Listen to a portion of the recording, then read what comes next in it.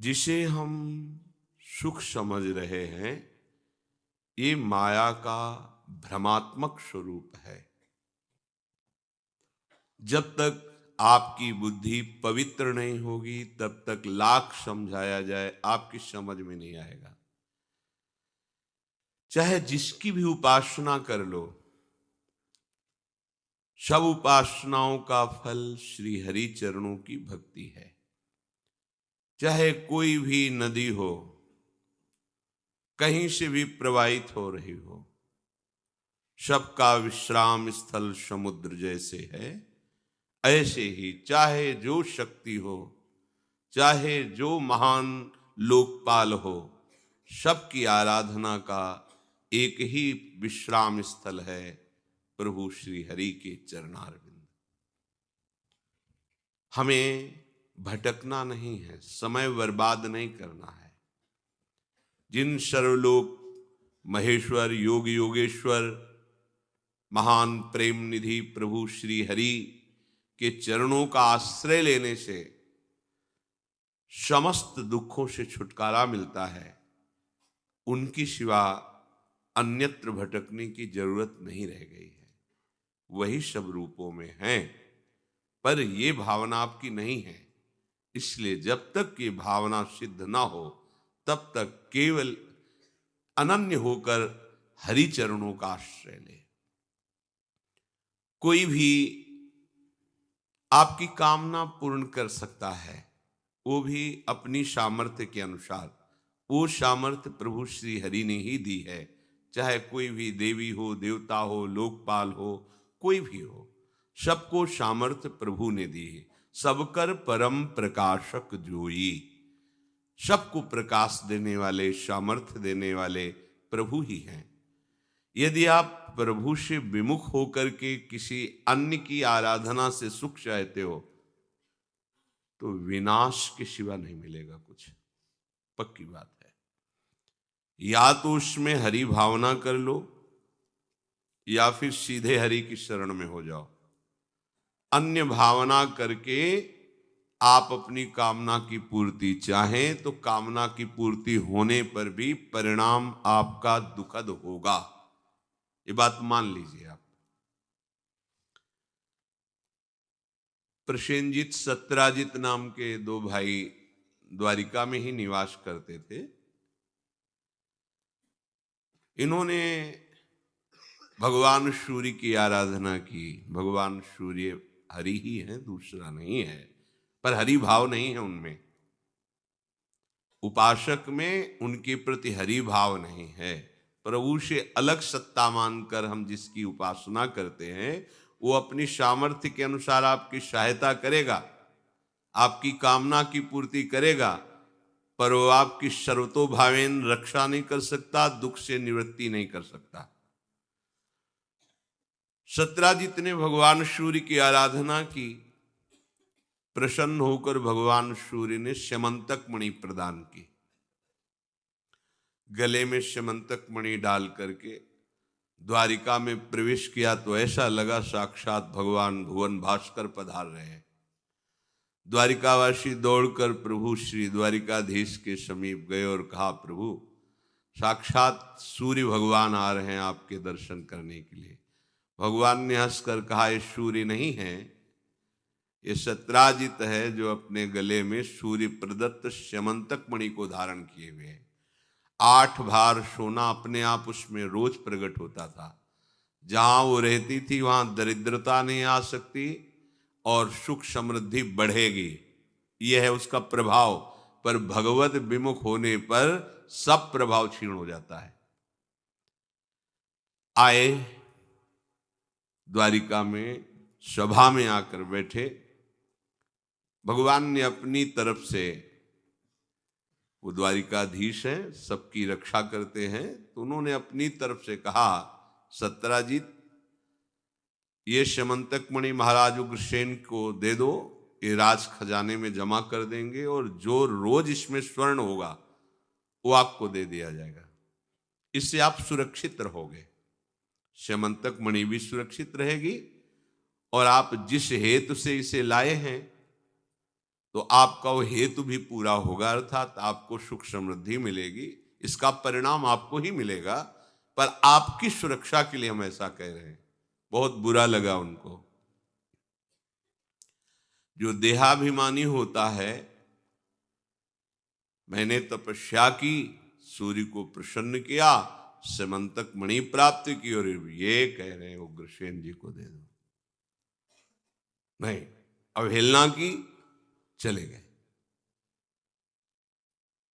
ये बात हमें समझनी है बहुत ध्यान से। अगर सूर्य में भी नारायण भाव, हरि भाव कर लोगे तो बात बन जाएगी। आप अपने को प्रभु की शरणागत मानोगे, उनकी आज्ञा का पालन करोगे, बात बन जाएगी।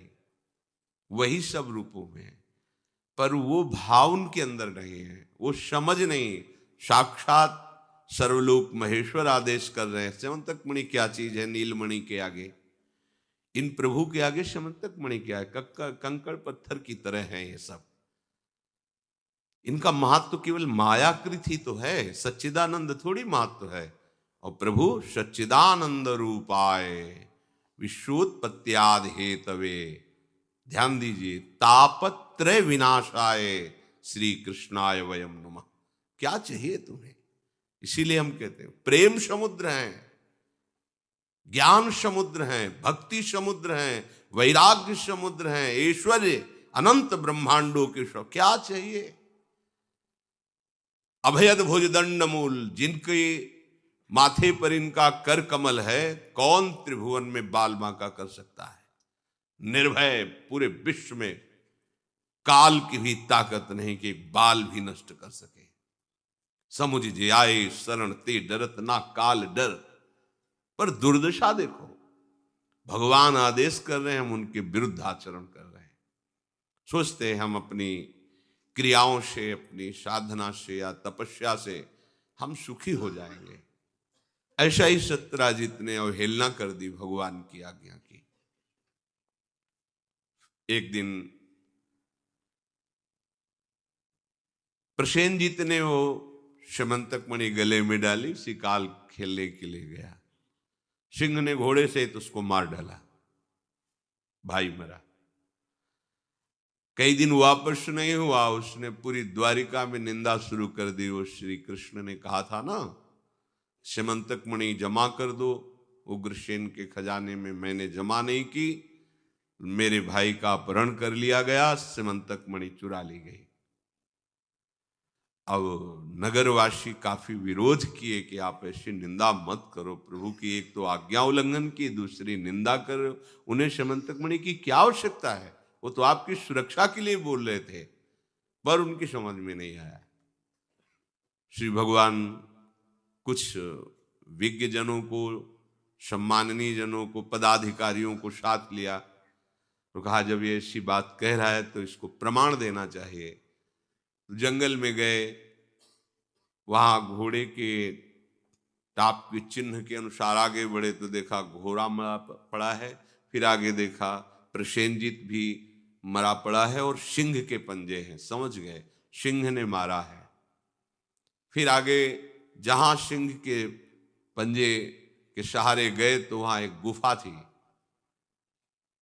और वहां सिंह मरा पड़ा था। सबको समझ में आ गया कि सिंह ने प्रसेनजीत को मारा, घोड़े को मारा, और सिंह यहां तक आया तो सिंह को किसी ने मारा। तो जिसने सिंह को मारा वही समंतक मणि ले गया होगा। भगवान ने द्वारिकावासियों से कहा आप गुफा के समीप खड़े रहिए, मैं अंदर जा रहा हूं, जब तक बाहर ना आऊं तब तक मेरा इंतजार करना। चले गए अंदर।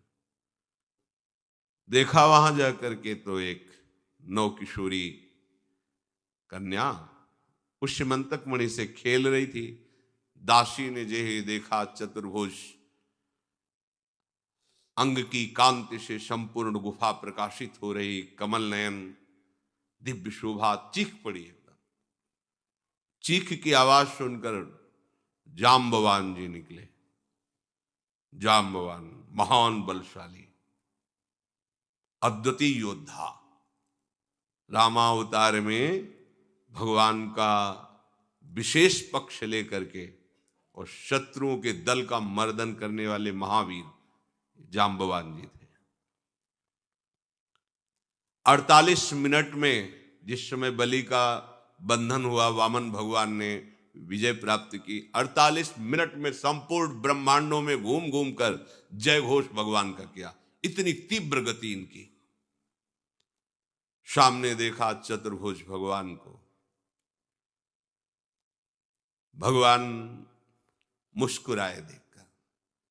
जाम्बवान ने कहा, मेरी गुफा में प्रवेश करके, यहां भय प्रदान करके, और तुम मुझसे भयभीत नहीं हो, मुस्कुरा रहे हो, तुम्हें पता नहीं मैं कौन हूं, और उनको खुद पता नहीं कि सामने कौन है।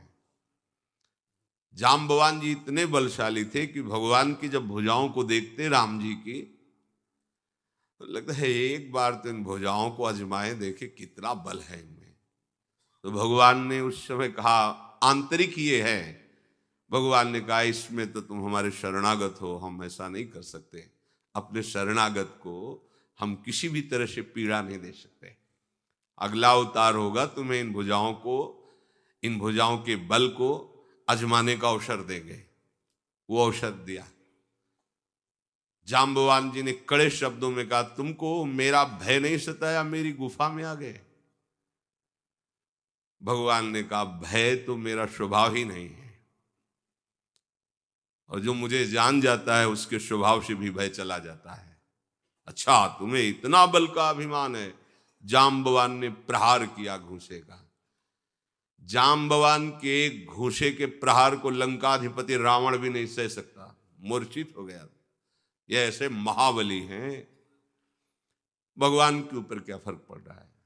बहुत समय तक युद्ध हुआ अंदर। जाम्बवान का अंग अंग पीड़ा से युक्त हो गया।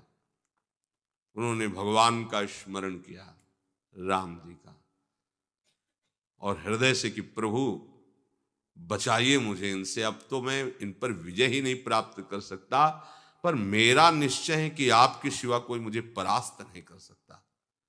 प्रभु ये कौन है जो मुझे परास्त कर दिया? मैं अंदर से टूट चुका हूं, हार चुका हूं। आंख मूंद कर प्रार्थना की। जब आंख खोल के देखा तो ओहो, अच्छा, मेरे प्रभु इस रूप में चरणों में गिरे। प्रभु अनजाने में आप पर प्रहार किया, मुझे क्षमा करो, मैं तो आपका शरणागत हूं, आपका दास हूं। भगवान ने कहा, आपके अंदर था ना कि मेरी भुजाओं में कितना बल है। अभी तो आपके बल के अनुसार केवल भुजाओं से बल का प्रयोग किया है, मेरी भुजाओं में अनंत बल है। भगवान का बल आज तक कोई पार नहीं पाया। भगवान का बल देखो, अनंत ब्रह्मांड भगवान शेष जी के फण में सरसों की दाने की तरह है। भगवान का बल अनंत बल है। भेंट में जाम्बवती जी को प्रदान किया और श्यमंतक मणि भी दी। कहा, प्रभु आप इसे स्वीकार करें। अब खास बात यह है कि देखो, भगवान की आज्ञा ना मानने के कारण श्यमंतक मणि क्या प्रदान कर रही सत्यराजित को। और ये द्वारिकावासी भगवान के प्रेमी जन हैं, और भगवान ने कहा था जब तक हम गुफा से बाहर ना आए खड़े रहना। एक भी नहीं खड़े थे, सब चले गए थे।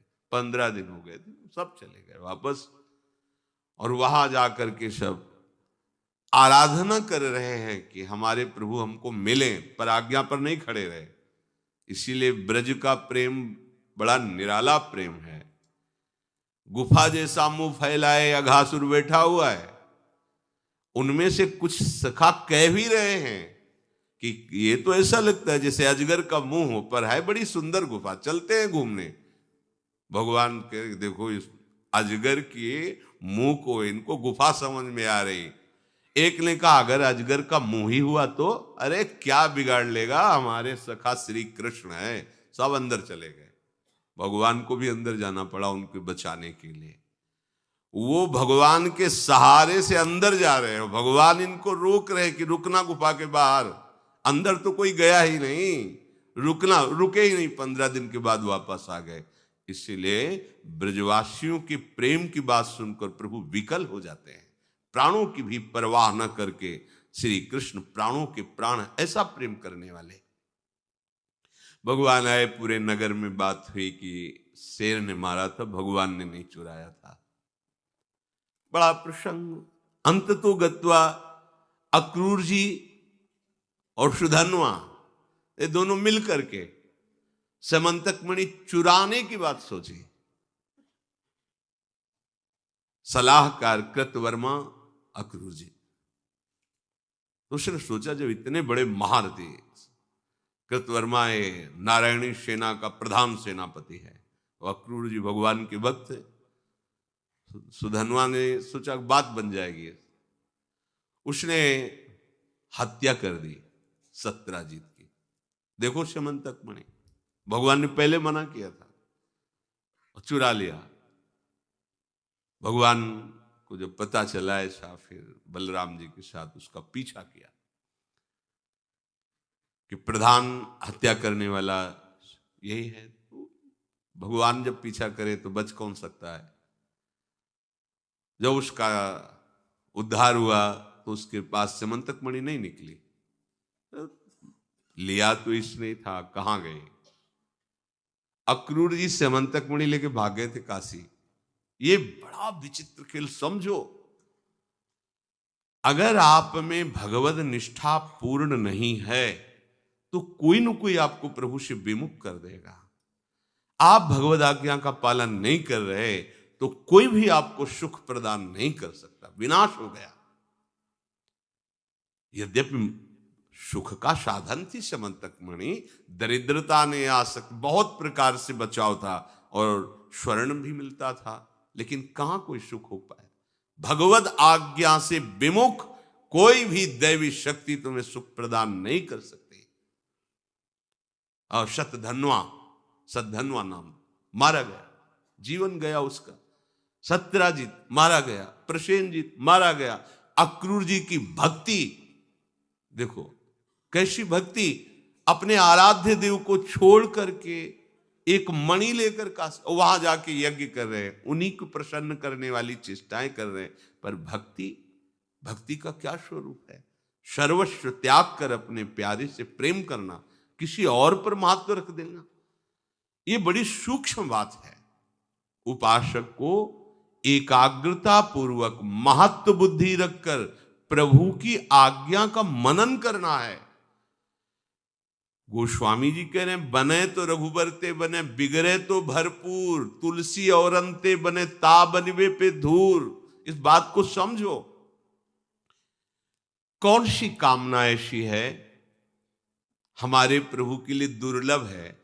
अरे ये अनंत सृष्टि एक निमिष में जिन्होंने रचा है वो तुम्हारी कामना नहीं पूर्ण कर सकते, पर तुम गंदे आचरण करो, हिंसात्मक वृत्ति रखो, दूसरों को दुख देने वाली चेष्टाएं करो, पापाचरण करो, भगवत विमुख जीवन बिताओ और सोचो कि आपकी कामनाओं की पूर्ति हो जाए।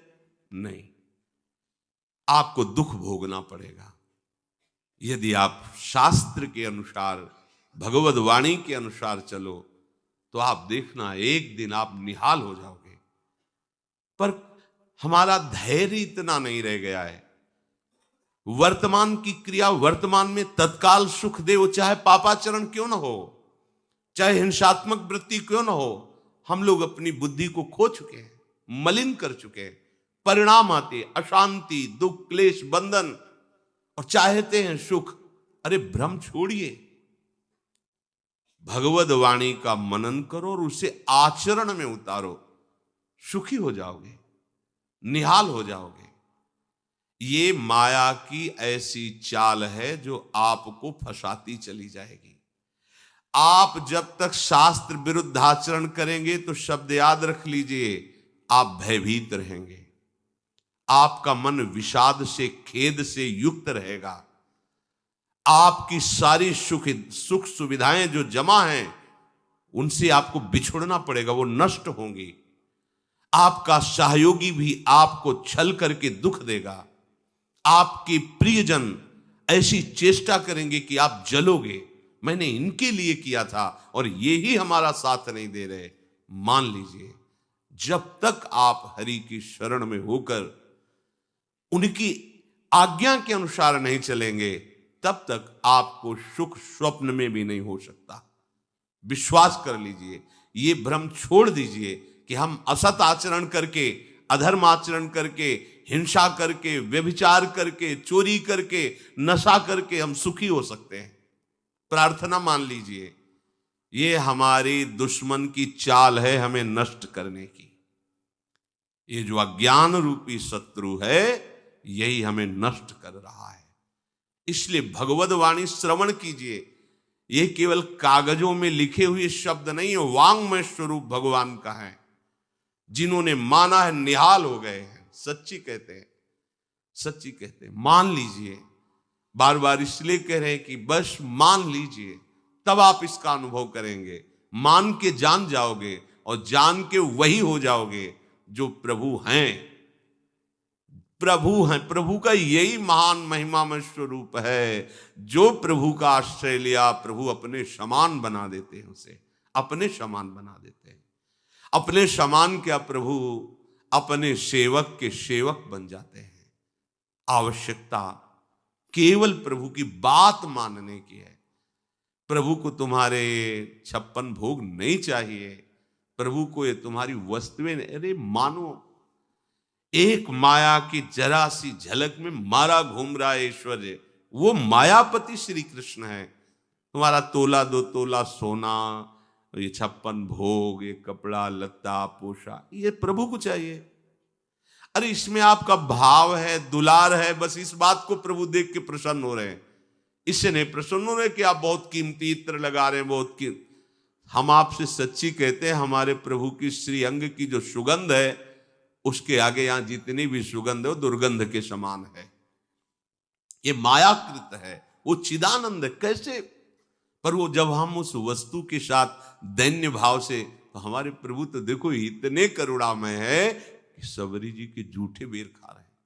इतने करुणामय है, विदुरानी के हाथ से केले के छिलके खा रहे हैं और वाह वाह कर रहे हैं। इतने करुणामय है, सुदामा जी के तंदुल खा करके लक्ष्मी प्रदान कर रहे हैं। कैसी कैसी महिमा। आप देखो हमारे प्रभु को।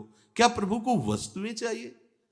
यदि आप अभिमान करके सोने का मुकुट, 56 भोग और दुनिया का कुछ नहीं चाहिए। दुर्योधन ने क्या नहीं व्यवस्था की थी, देखा भी नहीं भगवान, और विदुरानी जी की उसी समय जाकर मांग कर छिलके पा रहे। हमारे प्रभु को आप चाहिए, आपका प्यार चाहिए। वो प्यार समुद्र है, और आपका प्यार आपके सुख के लिए चाहिए। वो तो सुख समुद्र है, तुम क्या सुख दे दोगे उनको? तुम तो उनकी एक तरंग हो। ऐसी अनंत तरंगे उनकी स्फुरित हो रही उनमें। तुम्हें सुख प्रदान करने के लिए वो केवल तुम्हें चाहते कि तुम उनके हो जाओ। इसीलिए तुमने जो जो अपना माना है, उस अपनेपन को समेटने के लिए कहा जाता है, आप प्रभु की आज्ञा पालन करते हुए अपना सर्वस्व ये मानिए मेरे प्रभु का है, क्योंकि उन्हीं का है। तुमने रचा नहीं है, तुम्हारे सामर्थ्य नहीं कि एक भी वस्तु रच सको। जितनी भी रचना वो सब उन्हीं की माया से रची हुई है। तो आप क्यों नहीं मानते? मैं और मेरा ये सब प्रभु का है। ऐसा जीव ही मानोगे, आप आनंद समुद्र में गोते लगाने लगोगे। ज्ञान का मार्ग अत्यंत कठिन है, वही ज्ञान भक्ति से बिल्कुल सहज में आ जाता है, बिल्कुल सहज में आ जाता है।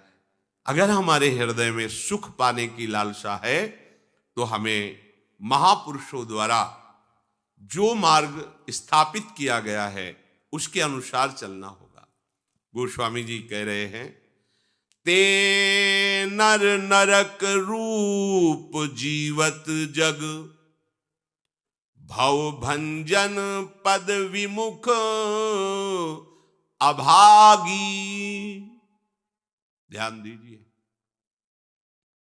कैसी मलिनता छा गई है, कैसी मलिनता। अगर उनको शब्दों से बोलें तो बहुत बुरा लगेगा।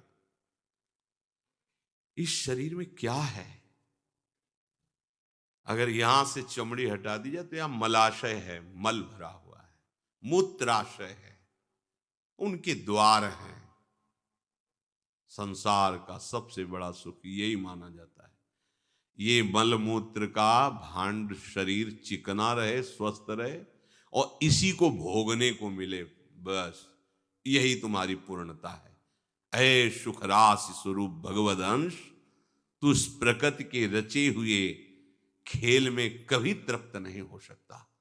विचार करके देखिए, आपका मन कहां आपको फंसा रहा है। मल है तो मल द्वार है, मूत्राश्र है तो मूत्र द्वार है। शरीर में कौन सी खास बात है? पूरा जीवन इस शरीर का केवल नाना प्रकार से भोग करना, रसेंद्री अपनी तरफ, घ्राणेंद्री, नेत्रेंद्री परेशान है। इसमें खास बात कौन सी है जिसमें तुम्हें तृप्ति लग रही है? कौन सी खास बात? अगर तुम मलमूत्र के द्वारों में खेल रहे हो तो मलमूत्र के कीड़े से बढ़कर तुम्हारी योग्यता नहीं।